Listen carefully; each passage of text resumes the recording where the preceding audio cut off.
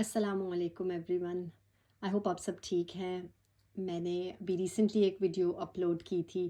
مجھے ویوز سے تو اتنی زیادہ غرض نہیں ہوتی، مجھے اپنی ایموشنس کو اور اپنی فیلنگس کو ایکسپریس کرنا ہوتا ہے اور آپ لوگوں کے ساتھ شیئر کرنا ہوتا ہے۔ تو جو بھی سن لے اور اگر اس کو لگے کہ یہ بات ٹھیک ہے تو وہ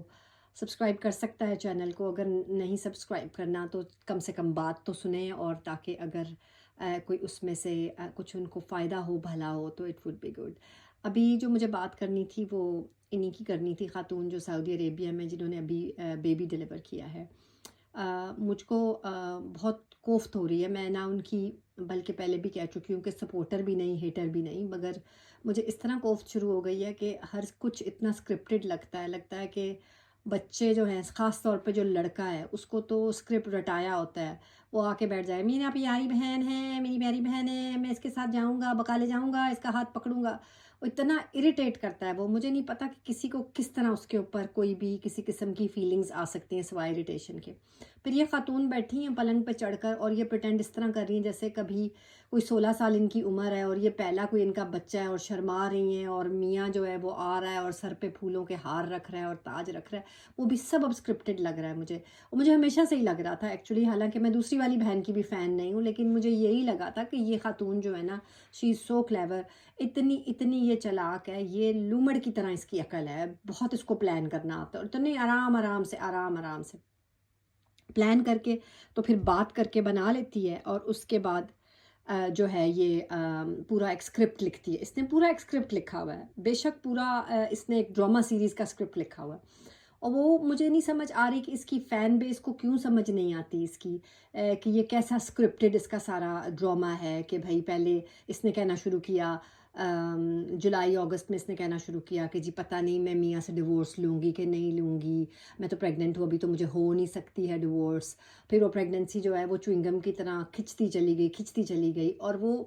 اسی ٹائم پر ہو رہی تھی، جیسے میں نے پچھلے میں بھی کہا ہے کہ جب اس کی بہن آئی ہوئی تھی اسی ٹائم پر یہ کوئی پریگننسی کے بھی چکر چل رہا ہے۔ تو اس طرح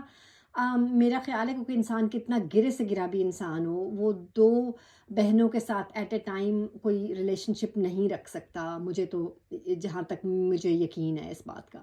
مجھے لگتا ہے کہ وہ سب اسکرپٹڈ تھا، اور یہ ساری باتیں اس کی جھوٹی ہیں، سب کچھ اس نے جھوٹ دکھایا ہے، کوئی اس کے پاس نہیں ہے۔ اب اللہ کے پاس اس کا معاملہ ہے، اور یہ اگر مدینہ میں بیٹھ کے جھوٹ بولتی ہے تو پھر اس کو خدا ہی پوچھے گا۔ اب اس کا معاملہ آیا کہ سرجری ہوئی اس کی سیزیرین یا نہیں ہوئی، آئی ڈونٹ کیئر، مجھے اس سے کوئی غرض نہیں ہے، مگر یہ ایک جگہ کے اوپر بیٹھ کے پورا خاندان اراؤنڈ ہے بیبی کے، جیسے کبھی انہوں نے کوئی بچہ دیکھا ہی نہیں۔ بڑی لڑکیوں نے تو 3 4 بچے دیکھے ہیں اپنے سے چھوٹے، اور جہاں پر وہ اس کی سب سے بڑی لڑکی رہ رہی تھی وہاں پہ بھی بچے تھے جب وہ کراچی میں رہ رہی تھی۔ تو مجھے نہیں سمجھ آتی کہ کیا ایکسائٹمنٹ ہے، اتنی بڑی ایکسائٹمنٹ کس چیز کی ایکسائٹمنٹ ہے؟ وہ ساری ایکسائٹمنٹ بھی اسکرپٹڈ لگتی ہے۔ وہ ہم مطلب سب نے بچے دیکھے ہیں گھروں میں، چوتھا پانچواں چھٹا بچہ جب آتا ہے تو کیا اس کی ایکسائٹمنٹ ہوتی ہے؟ مجھے نہیں سمجھ آ رہی، I am feeling to understand that,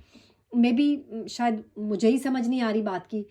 کہ کیا ایکسائٹمنٹ ہے۔ اس کے بعد پھر وہ جو ہے اپنا بچے جو ہیں وہ آ رہے ہیں، اس کو بچے کو ہاتھ لگا رہے ہیں، ادھر جا رہے ہیں ادھر جا رہے ہیں، پھر وہ جیسے کہ آج ایک ریئیکشنسٹ نے کہا،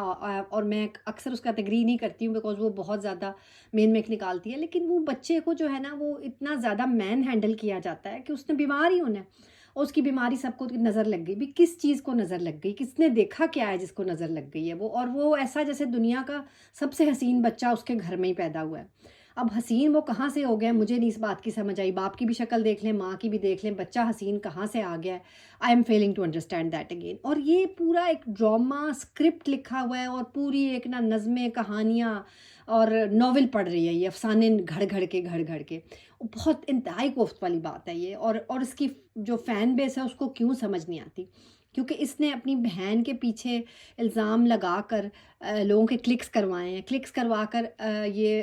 لائیوز میں بیٹھی ہے، لائیوز میں بیٹھ کے اس نے لوگوں کو پیچھے لگایا ہے، اور وہاں سے پھر اس نے ویوز لینے شروع کر دیے۔ پھر یہ فلٹر پہ فلٹر لگاتی ہے اپنے منہ کے اوپر، جی میرے پہ بڑا نور آ گیا، میں بہت نور آ گیا، بچے کے بعد میرا بہت نور آ گیا ہے۔ مطلب کیا نور آیا وہ، کوئی مطلب اللہ معاف کرے، خدا مجھے معاف کرے کہنے کے لیے، کوئی وہ جو ولی پیغمبر پیدا ہو گیا ان کے گھر میں جو ان کے منہ پہ نور آ گیا، ایک بچہ پیدا ہوا ہے جو کہ پہلے بھی ان کے گھر میں پیدا ہو چکے ہیں بچے،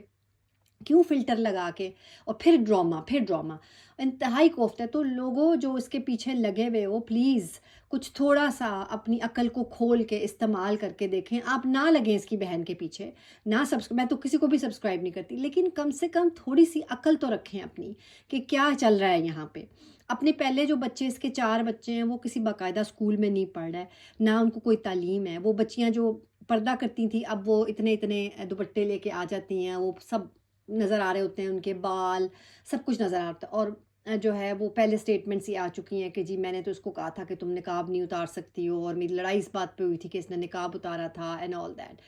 تو یہ ایک انتہائی فرسودہ اسکرپٹڈ ماحول ہے، پلیز اس کو سمجھ لیں اور اس عورت کا بائیکاٹ کریں۔ میں نے اتنا ہی کہنا تھا، باقی آپ لوگ اپنی عقل استعمال کر لیں۔ فی امان اللہ۔